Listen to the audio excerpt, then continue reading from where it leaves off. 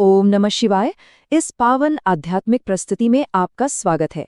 आज हम शिव महापुराण के उन रहस्यमयी पन्नों से उस शाश्वत सत्य और दिव्य प्रकाश की यात्रा पर निकलने वाले हैं जो सदियों से असीम ऊर्जा का केंद्र रहा है। आज हम गहराई से जानेंगे भगवान शिव के दूसरे ज्योतिर्लिंग मल्लिकार्जुन के रहस्यों को।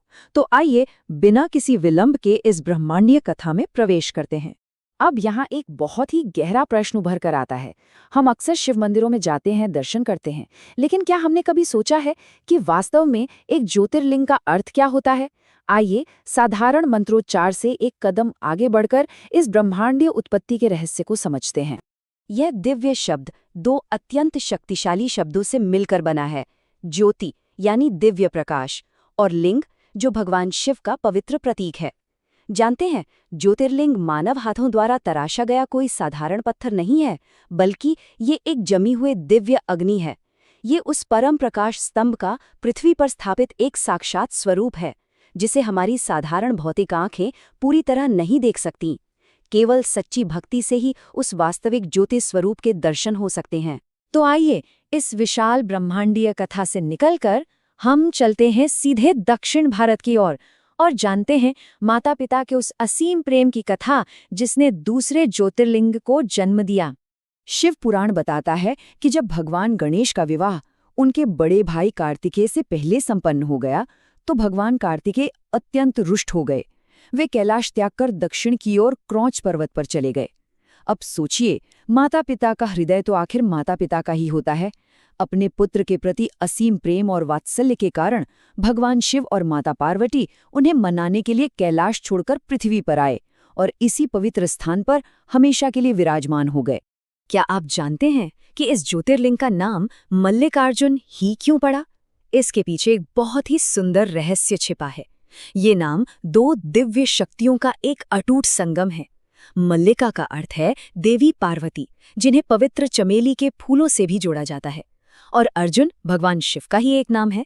यह पवित्र नाम इस बात का प्रमाण है कि यहाँ ब्रह्मांड की स्त्री और पुरुष ऊर्जाएं यानी शिव और शक्ति दोनों शाश्वत रूप से एक ही स्थान पर और एक ही स्वरूप में विद्यमान है। अद्भुत है ना? और ये पावन भूमि आज स्थित है आंध्र प्रदेश के घने जंगलों के बीच श्रीशैलम में। इस स्थान का आध्यात्मिक महत्व इतना अधिक और इतना शक्तिशाली है कि इसे दक्षिण का कैलाश कहा जाता है।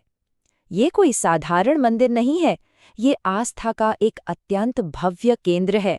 इसके पहाड़ों और जंगलों में जो असीम शांति है, वो सीधे आपकी आत्मा को स्पर्श करती है।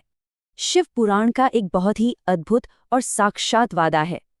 शास्त्रों में स्पष्ट रूप से उल्लेखित है कि अमावस्या की घोर रात्रि में स्वयं भगवान शिव यहाँ सूक्ष्म रूप में उपस्थित होते हैं और पूर्णिमा के उज्ज्वल दिन माता पार्वती इस शिवलिंग में विराजमान होती हैं। यह कोई छोटी बात नहीं है।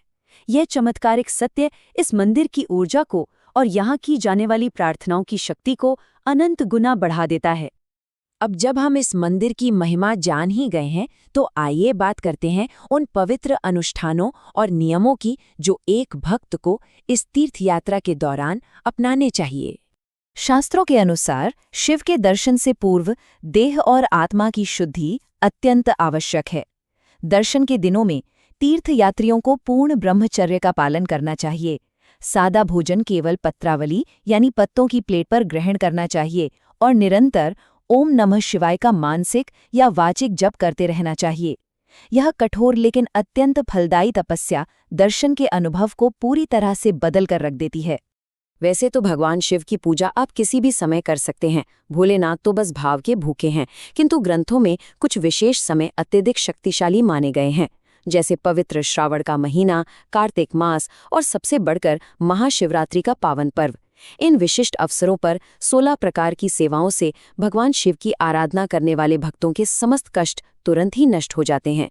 इस समय श्रीशैलम की ऊर्जा सचमुच अपने चरम पर होती है। अगर आप यहाँ जाने का विचार कर रहे हैं, तो कुछ बहुत ही महत्वपूर्ण बातों का ध्यान रखें। दक्षिण भारत के मंदिरों के अपने कुछ विशेष नियम और परंपराएं होती हैं। अपनी यात्रा की योजना पहले से बनाएं।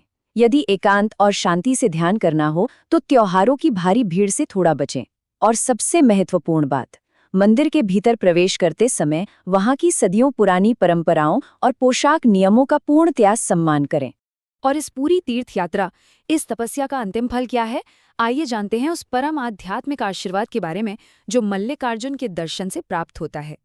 शिव पुराण बहुत ही स्पष्ट शब्दों में ये घोषणा करता है कि जो भी शुद्ध हृदय से मल्लिकार्जुन के दर्शन करता है, उसके पूर्व जन्मों के सभी संचित पाप भस्म हो जाते हैं। ऐसे भक्तों को न केवल इस संसार में धन, समृद्धि और रोगों से मुक्ति का फल मिलता है, बल्कि सबसे बड़ा फल है जीवन मरण के चक्र से मुक्ति। जी हाँ, मोक्ष। उस आत्मा को फिर कभी माता के गर्भ का कष्ट नहीं सहना पड़ता। शिव पुराण कहता है कि यदि इस दूसरे ज्योतिर्लिंग के दर्शन और पूजा की जाए तो अंत में मोक्ष निश्चित रूप से प्राप्त होता है। इस संपूर्ण यात्रा का अंतिम और सर्वोच्च गंतव्य मोक्ष ही है। भगवान मल्लिकार्जुन की कृपा इतनी विशाल है कि उनका दिव्य प्रकाश अज्ञान और जन्म मरण के अंधकार को सदा के लिए मिटा देता है। तो क्या हमारा अंतर्मन भी उस अनंत ज्योति के समक्ष पूर्णतया समर्पित होने के लिए तैयार है? ओम त्र्यंबकम यजामहे सुगंधिम पुष्टिवर्धनम उर्वारुकमेव बंधनान मृत्योर्मुक्षीय मामृतात्। इसी पवित्र और आध्यात्मिक भाव के साथ दूसरे ज्योतिर्लिंग की यह प्रस्तुति संपन्न होती है।